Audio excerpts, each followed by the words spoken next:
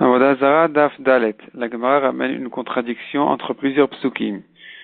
Première contradiction, dans un pasuk on voit qu'Akadosh Baruch Hu paraît comme quelqu'un de fort, et dans un autre pasuk on voit où Akadosh Baruch Hu ne paraît pas comme quelqu'un de fort. La Gemara répond, à la guerre, quand il fait la guerre, il se montre comme quelqu'un de fort, mais quand il juge les gens, personne ne pourrait résister à son jugement et donc il ne montre pas toute sa force. Deuxième contradiction, dans un passage qu'on voit à Akadosh Baruch Hu, il dit j'ai de la colère, et dans un autre passage qu'on voit à Akadosh Baruch Hu, il dit je n'ai pas de colère. Et la Gemara explique vis-à-vis des Bnei Israël, c'est sans colère, et vis-à-vis des Avodah Zara, des Goïm, c'est avec la colère. Ensuite, la Gemara retourne à ce qu'on a vu dans les dapim précédents, qu'Akadosh Baruch Hu, il ne vient pas demander aux gens des choses qu'ils ne peuvent pas accomplir. Et la Gemara ramène là-dessus un pasuk qui dit que l'Atid d'avant, Akadosh Baruch Hu dit, je vais chercher, est-ce que les goïms ont un fruit? S'ils n'ont pas de mérite, à ce moment-là, je vais les anéantir. Mais chez les Israël, on voit un pasuk qui dit, le pasuk qui dit, Bepido lahen shoah. Pid, c'est-à-dire des miettes que les poules mangent. Lahen shoah, c'est ça qui va les délivrer. Et la Gemara ramène 3 pshatim sur ce pasuk. Soit qu'Akadosh Baruch Hu punit les Bnei Israël en miettes, c'est-à-dire il leur donne à chaque fois une petite punition pour ne pas que les punitions, les vérotes s'associent à une grande somme où ils ne pourront pas résister à la punition. Soit deuxième pshat, c'est que les mitzvot de Bnei Israël, même quand elles sont faites comme des miettes, une miette par-ci, une miette par-là, ça s'associe à un grand compte. Et troisième pshat que la Gemara elle dit, la haine shoah, shoah ça veut dire aussi le mot shav'a qui veut dire tfila, qu'en faisant des tfilot, les Bnei Israël seront délivrés. Ensuite la Gemara ramène un passage qui dit, je vous aime, je vous connais, je vous aime, vous les Bnei Israël, et c'est pour cela que je vais vous punir sur vos avérotes. Et la question se pose, mais s'il les aime, est-ce que c'est une raison de les punir?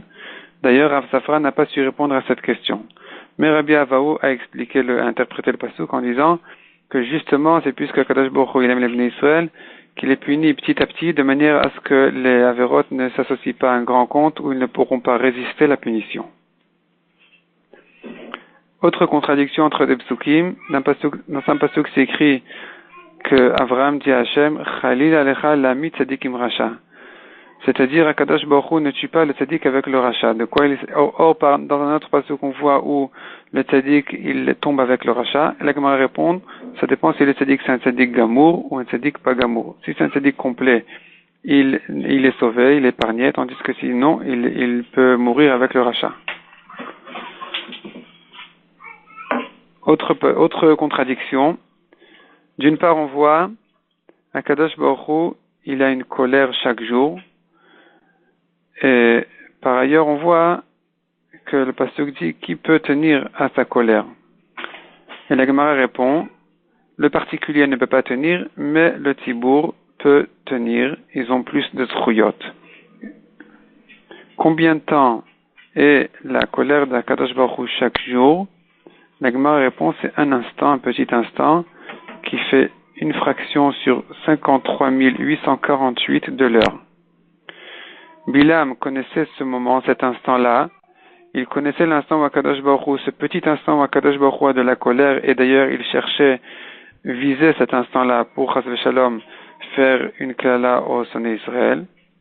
Mais Akadosh Baruch Hu ne s'est pas mis en colère. C'était un est spécial que Akadosh Baruch Hu ne s'est pas mis en colère tous les jours où Bilam risquait de les maudire. Et donc c'est comme ça qu'ils ont été épargnés de la klala de Bilam. La Gemara dit à quelle heure Akadosh Baruch Hu, c'est quand le moment où Akadosh Baruch Hu se met en colère? C'est pendant les 3 premières, c'est un instant qui vient pendant les 3 premières heures de la journée. Et la Gemara raconte que Rabbi Yoshua ben Levi a essayé de viser cet instant-là pour maudire quelqu'un qui voulait tuer, mais que finalement il n'a pas réussi à viser cet instant-là.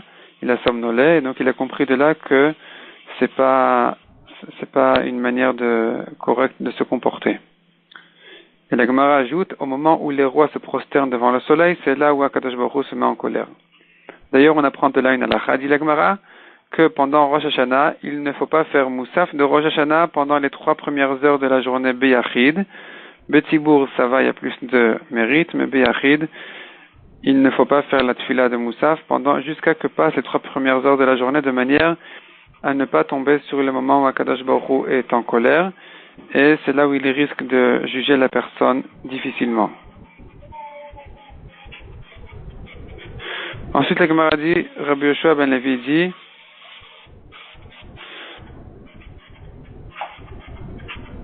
première dracha que dit Rabbi Yoshua ben Levi, on voit du pasuk, les mitzvot, on doit les accomplir aujourd'hui, et le salaire ne viendra que demain, que après ce monde.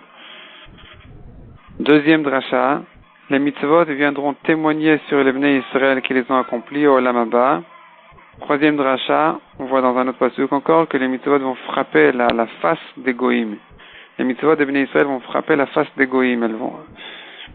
Quatrième dracha, dit Rabbi Yoshua ben Levi, pourquoi est-ce que les Bnei Israël ont fauté au veau d'or alors qu'ils avaient la possibilité de surmonter ce etc.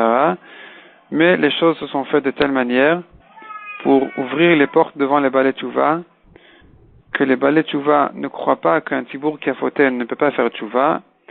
Et ici, la Torah nous a enseigné que les Bnei Israël ont fait tchouva sur le veau d'or, et donc il ne faut pas se retenir de faire tchouva même quand un tibour entier a fauté. Un particulier qui a fauté aussi doit faire tchouva, de même qu'on l'apprend d'ailleurs de David. David aussi aurait pu surmonter son étara et il n'avait pas à fauter, mais Minasharim s'est sorti de telle manière que David a fauté, de manière à apprendre à n'importe qui de ne pas s'empêcher de faire tchouva. De la même manière que David a fait une tchouva complète et qu'il a été exaucé.